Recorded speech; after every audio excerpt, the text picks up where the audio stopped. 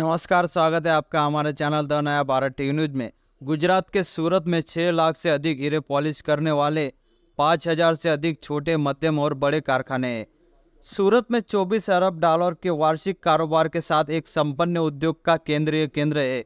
इस सफलता की कहानी का एक महत्वपूर्ण हिस्सा 7 लाख से अधिक श्रमिकों के समर्पण और शिल्प कौशल को दिया जा सकता है। साथ में वे दुनिया के लगभग 95% हीरो का प्रसंस्करण करते हैं। लेकिन दिवाली के एक महीने के बीच जाने के बाद भी लगभग हीरा उद्योग में अभी भी दिवाली की छुट्टियां नहीं खुली है और कई फैक्ट्रियों ने अपनी छुट्टियां बढ़ा दी है, जिससे श्रमिकों को भारी नुकसान हो रहा है। अगर G7 देश रूसी हीरो पर प्रतिबंध लगाते हैं तो इसका हमारे हीरा उद्योग और श्रमिकों पर गंभीर असर पड़ेगा। इस समय बड़ी संख्या में श्रमिक बेरोजगार है और स्थिति सुधरने की बजाय और खराब होती जा रही है। इसलिए सरकार को श्रमिकों की आर्थिक मदद के लिए आगे आना चाहिए। छुट्टी के बाद भी हीरा कारोबार सुस्त है।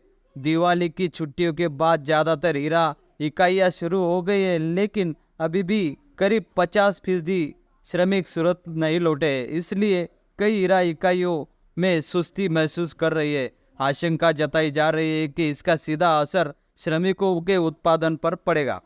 डायमंड बुर्स खुलने से पहले ही विवादों में आ गया। मामला अदालत तक पहुंच गया। निर्माता कंपनी ने 538 करोड़ बकाया होने का कोर्ट में दावा किया।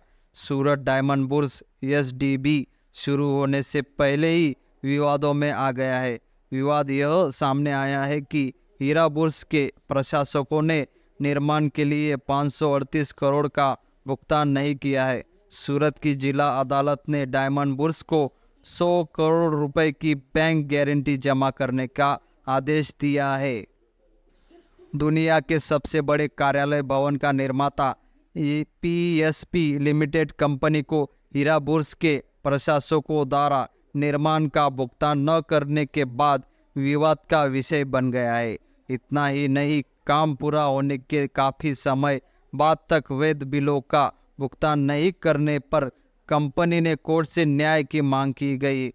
अगली सुनवाई 16 दिसंबर को होगी। बता दें कि सूरत डायमंड बुर्स का उद्घाटन 17 दिसंबर को प्रधानमंत्री नरेंद्र मोदी करेंगे। डायमंड बुर्स मामले की यह जानकारी कंपनी ने शेयरधारकों को जानकारी के लिए अपनी वेबसाइट पर रखी है।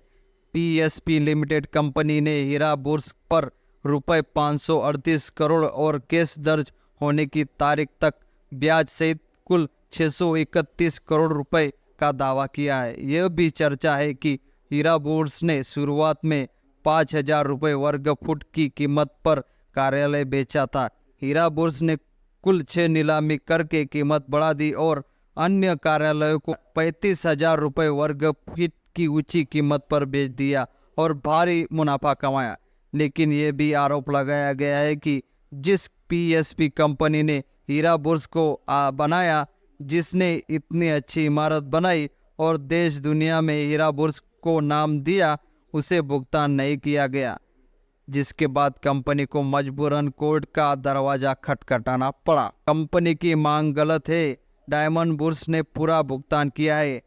लालजी पटेल, सूरत डायमंड बुर्स के निर्माण समिति के कन्वीनर लालजी पटेल ने इस पर प्रतिक्रिया देते हुए कहा कि डायमंड बुर्स का निर्माण PSP कंपनी को दिया गया था। निर्माण शुरू किया गया तभी तय टर्म एंड कंडीशन के तहत जैसे जैसे निर्माण के बिल सर्टिफाइड मिलते गए, वैसे वैसे समय पर पैसों का भुगतान किया गया। कभी भी पेमेंट को लेट भुगतान नहीं हुआ। जब जरूरत पड़ी तो PSP कंपनी की रिक्वेस्ट पर एडवांस भुगतान भी किया गया। अब कोरोना के समय के दौरान उनकी रिक्वेस्ट थी कि अधिक चार्ज दिया जाए, मगर कोरोना काल के दौरान सभी मजदूरों को फूड पैकेज, अनाज पानी सभी डायमंड बुर्स की तरफ से दिया गया था। कंपनी की एक्स्ट्रा चार्ज की मांग पर हम कभी भी एग्री नहीं हुए। उनकी मांग सरासर गलत है। कानूनी तौर पर देने योग्य एक भी रुपया बकाया नहीं है। उनके कानूनी तौर पर प्राप्त सर्टिफाइड बिल के सामने 98% पैसों का भुगतान हो चुका है। थोड़ा काम बाकी है, उसका 2% राशि बिल सर्टिफाइड होने के बाद एसडीबी भुगतान कर देगी। अब पीएसपी कंपनी ने कोर्ट में शिकायत दायर की है तो उसका जवाब हमारे लीगल टीम द्वारा दिया जाएगा।